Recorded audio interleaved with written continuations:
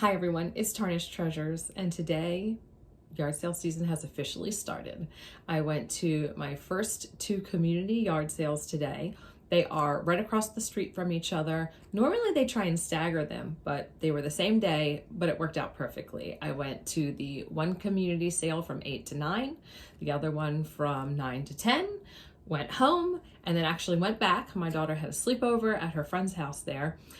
So I went maybe 20 minutes early, hit a few more sales that hadn't been set up from 8 to 9, probably found the find of the day, and I'm back home and sharing the treasures with you. I know for a long time I've just been showing the treasures, but I thought to celebrate the yard sale season, the kickoff of 2024, I'd share my face. So I am going to share what I got in order of getting it. That way you can kind of see how my day progressed. So at the first sale that I purchased something at, I picked up these two frames. They were $1 a piece, and I also ran into my friend, and I think he got some treasures there.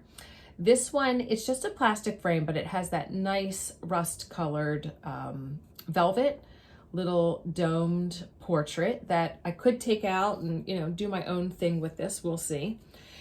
And the back says Unknown Girl by Antonio Alessandria. And it's in very nice shape. And then the frame that I really like is this one for $1. Oh, look. And it's definitely older. I'm guessing wood that's lacquered, but when you look at the back like this, it's got the little hanging hook, little brass colored oval frame. I was very happy that I found that to start the day off. At another sale, I paid $1 for these little horses. They look like they could possibly be the Hagen renaker. And I'm kind of like looking at the feet to see if there was some residue of the paper, because that's how they were sold, is just kind of glued to paper. Little miniatures. These might be nice for assemblage or for school and the boys to add to some sculptures, or I might send them to Pam. I know people like these little things and they're in perfect condition.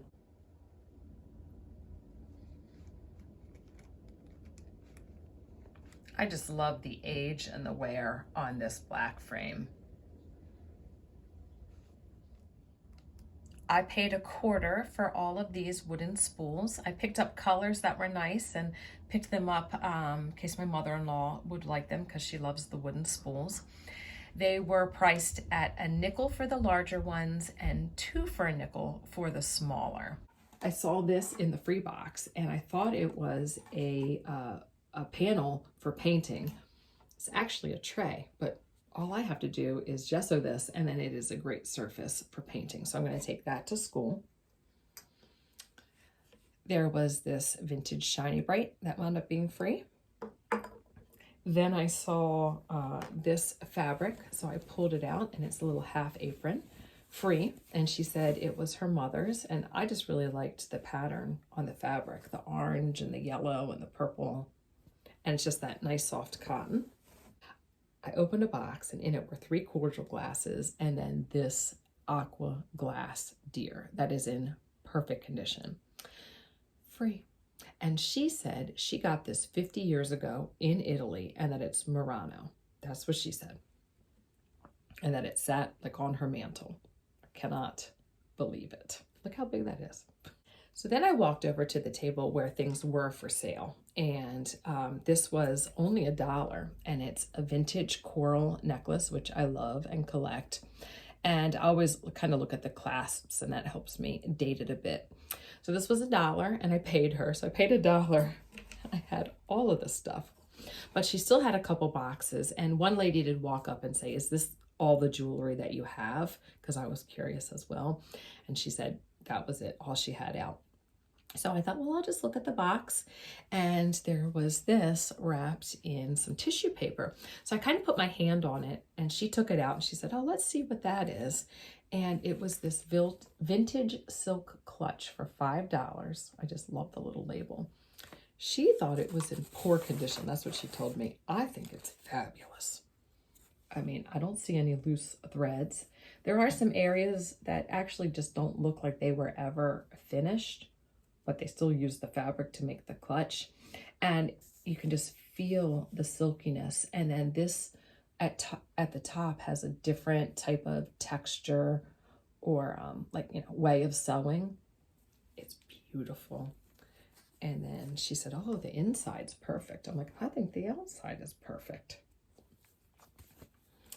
And then when I realized what was free and what was for sale, I walked back over because she had some like makeup and it's all new in the package and it was free. And she said, take it home. If you don't like it, throw it away. You know, it's free. It's worth the chance. And my daughter likes this stuff. It says rum raisin. And then this one is, I don't know, some brand still in the wrapper, little like lip gloss. So my daughter will enjoy playing with those. Once I hit that sale, I was happy. I said, okay, I have found my treasures, so anything else for the rest of the day is a bonus. But I definitely found a lot more. I paid $1 for this dress. I like the leopard print. I like the style of it, and I really see it as a dress to just wear around the house or as a pajama. I paid $1 for this jewelry. I asked how much the earrings were, and they were in a bag with this little hairpin and necklace, and she just said $1 for the bag. So some Aurora Borealis clip earrings. I like to collect them and use them in my art. They are marked Germany. Then there is this probably modern hairpin that is a cross with rhinestones.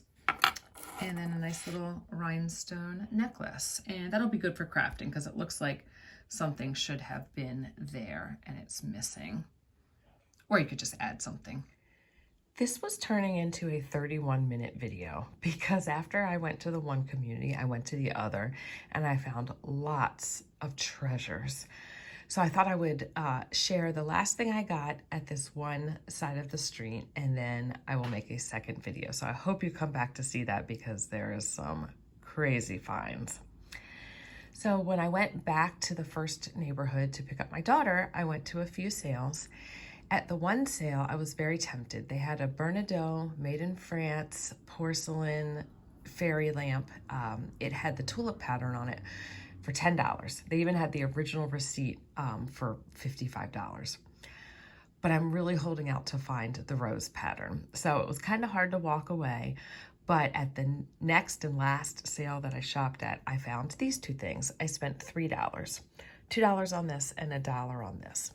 So I saw this and the flower pattern, the flowers just look familiar. It had a tomato, a bell pepper, a strawberry, grapes, just really pretty and detailed and very heavy. And I thought, oh, this cannot be sterling.